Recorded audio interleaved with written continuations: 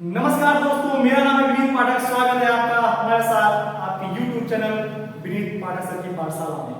आप हमारे साथ सीख रहे हैं इंग्लिश ग्रामर। इंग्लिश ग्रामर में हम सीख रहे हैं एडजेक्टिव। एडजेक्टिव में भी हम अब पढ़ रहे हैं एडजेक्टिव के काइंड। एडजेक्टिव के 3 काइंड्स के बारे में हम सीख चुके हैं। अब हम नेक्स्ट काइंड के बारे में सीखने वाले हैं, that is adjective of number.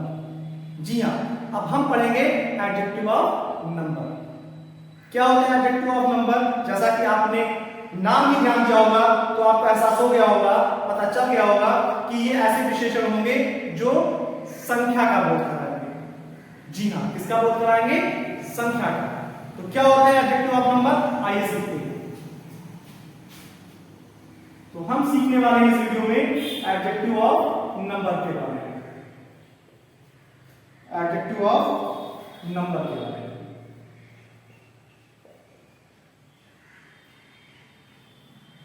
यानी कि ये क्या होते हैं? संख्यावाचक विशेषण होते हैं। क्या होते हैं? या आप जी हाँ संख्यावाचक ही कह लीजिए।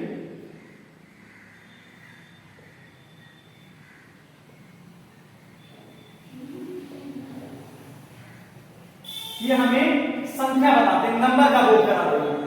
किसी भी चीज की संख्या या नंबर का बोध कराते हैं। जैसे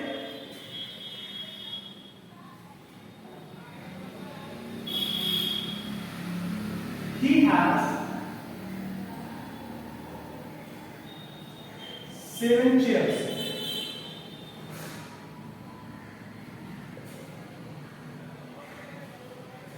I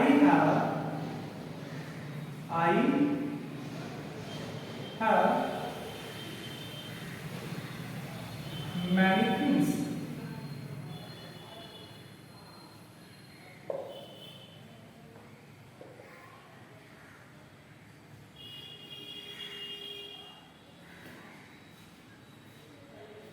He has eaten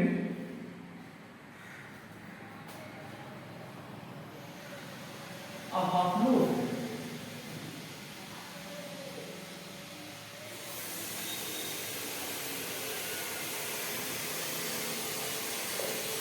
He has eaten a half loaf.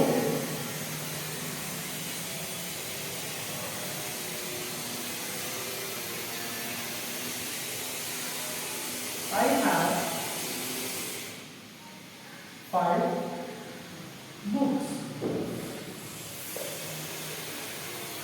ध्यान दीजिए, पहले सेंटेंस में 7, फिर many, फिर a half और फिर 5।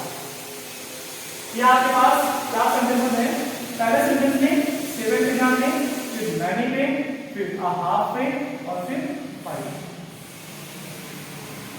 He has 7 chairs. उसके पास 7 कुर्सियां हैं। I have many things. मेरे पास बहुत सारी वस्तुएं हैं। He has eaten a half loaf.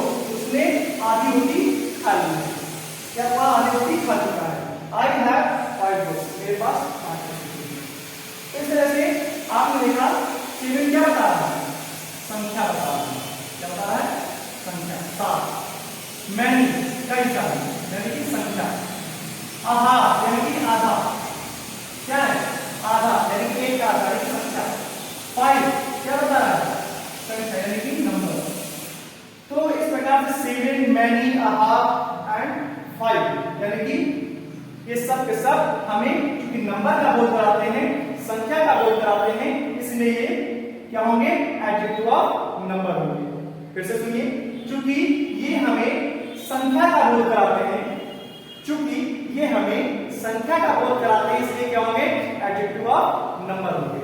तो आप देख पा रहे हैं कि किस प्रकार से 7, many, a half और 5 हमें सेंटेंस में चेयर्स के बारे में, थिंग्स के बारे में, लोफ के बारे में और बुक्स के बारे में उनकी संख्या का बोध करा रहे हैं। तो आप बहुत अच्छे से समझ पाए होंगे कि क्या होता है एडजेक्टिव ऑफ नंबर। ये किसी सेंटेंस में हमें उसकी संख्या का बोध कराते हैं। तो एडजेक्टिव ऑफ नंबर जो होते हैं वो 2 तरह के होते हैं। जी हाँ, आपने बिल्कुल सही सुना। एडजेक्टिव ऑफ नंबर जो होते हैं वो 2 तरह के होते हैं। एक तो वो जो निश्चित संख्या का बोध कराते हैं, यानी कि डेफिनेट न्यूमरल एडजेक्टिव होते हैं, और दूसरे वो अनिश्चित संख्या का बोध कराते हैं, यानी कि इनडेफिनिट न्यूमरल एडजेक्टिव्स होते हैं। तो डेफिनिट न्यूमरल एडजेक्टिव्स में क्या हो सकते हैं, जैसे आपने क्या सुना, डेफिनिट न्यूमरल एडजेक्टिव्स, और दूसरा क्या होता है, इनडेफिनिट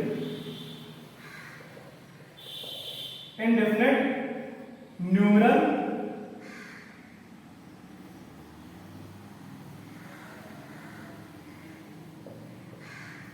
एडजेक्टिव्स। तो definite numeral adjectives and indefinite numeral adjectives, तो दो तरह के नंबर ऑफ एडजेक्टिव्स होते हैं।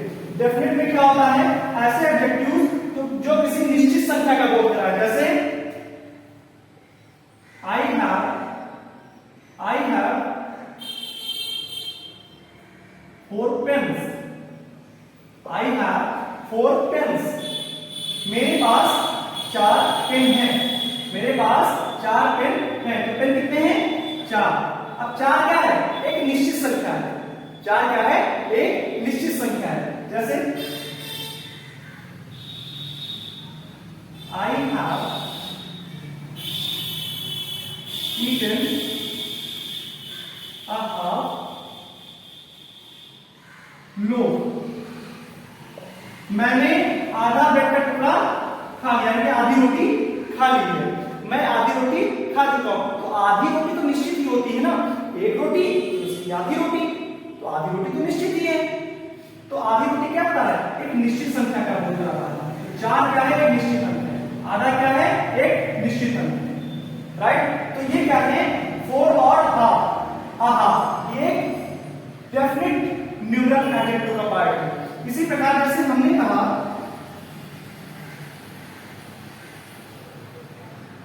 he has lost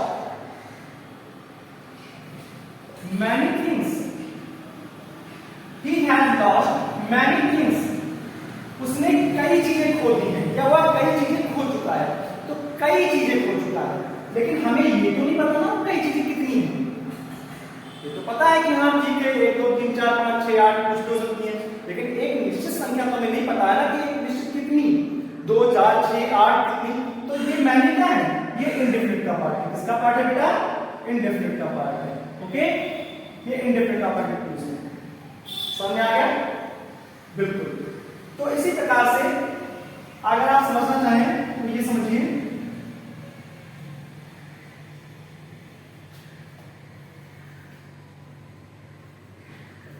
all his money has spent. All his money has